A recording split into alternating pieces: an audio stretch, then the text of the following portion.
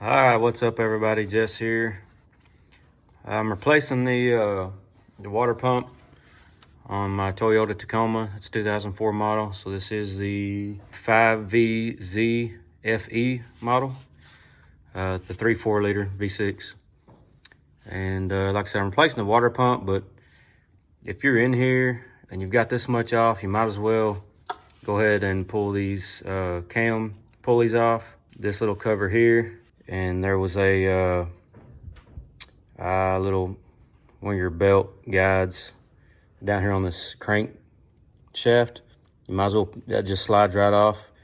And right there, that brown, I don't know if you can see it, it's about right there, that brown seal, that is the crankshaft seal. So you've got all this exposed for the most part. You might as well go ahead and replace those seals while you're in here. So I broke these off with a 17 millimeter. There is a guide pin on these camshafts that will let you line this pulley back up and get everything back to top dead center. And that's the main thing.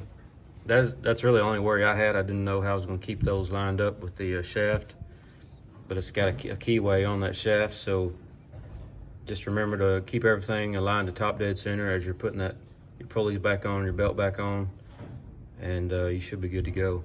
So let me get in here a little farther. Like I said, I bust these off with 17 millimeter. There's a few more screws you'll have to take off. I'll take this cover off, and I'll get back with you when I get these off and we can see those camshaft seals.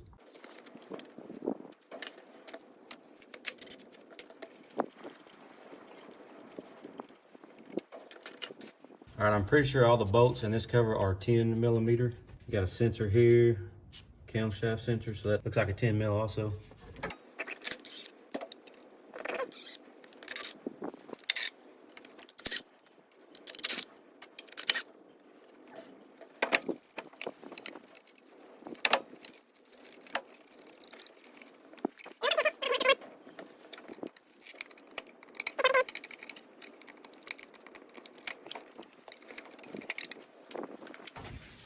Looks like there's one more head down here I couldn't see.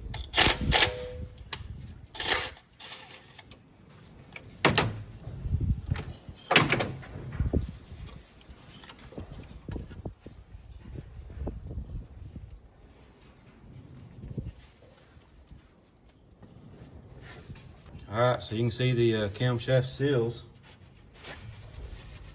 Clean all this up a little. You can probably see these alignment pins here, so that when you go back with your pulley, you're good to go.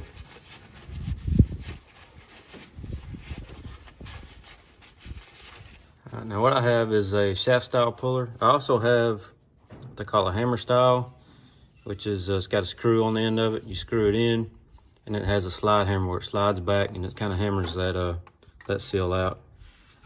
I haven't used these a whole lot, but I figured I'd give it a try. The hardest part is going to be getting it under that seal. That wasn't too bad. I'm going to rotate it down and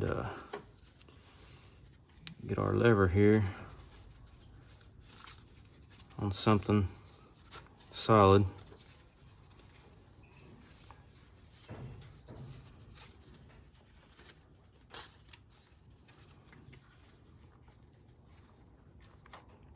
Looks good right there. And then we should just be able to pull it out.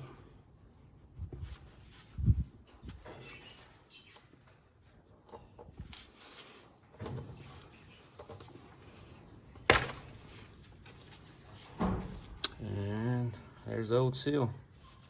It really doesn't look bad, as I can tell. It might have been replaced fairly recently, but so it's one of them things, you're already in here, you might as well go ahead and do it. That way I don't have to worry about it for a while.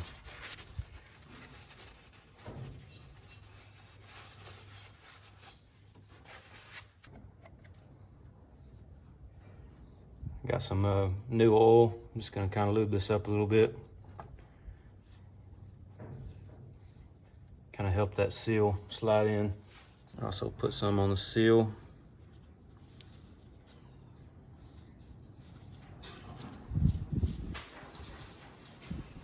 There's a spring inside of here. You can't see it, but make sure that spring is inside there. It's critical to the function of the seal.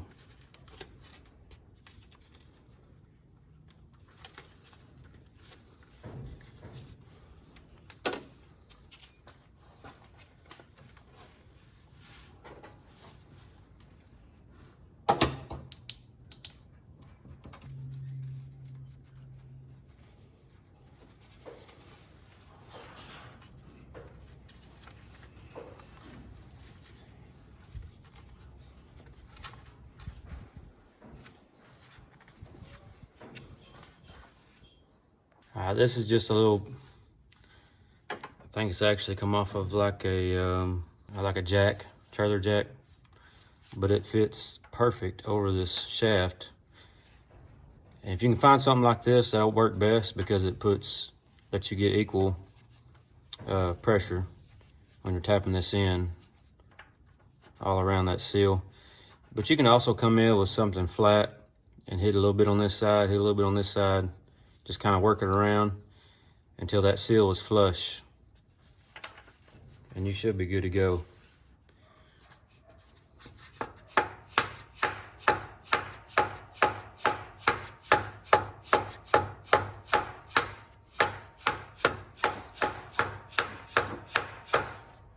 So yeah, that's pretty much it. I'll do the crankshaft the same way, and I'll do this other camshaft the same way, and those should be good for a long time. So yeah, like I said, just a few more screws and you can go ahead and replace these, and a few bucks. I mean, they're not expensive at all. So it's just something to have to keep from getting back in here anytime soon. So hopefully y'all enjoyed that. If you did, give it a big thumbs up.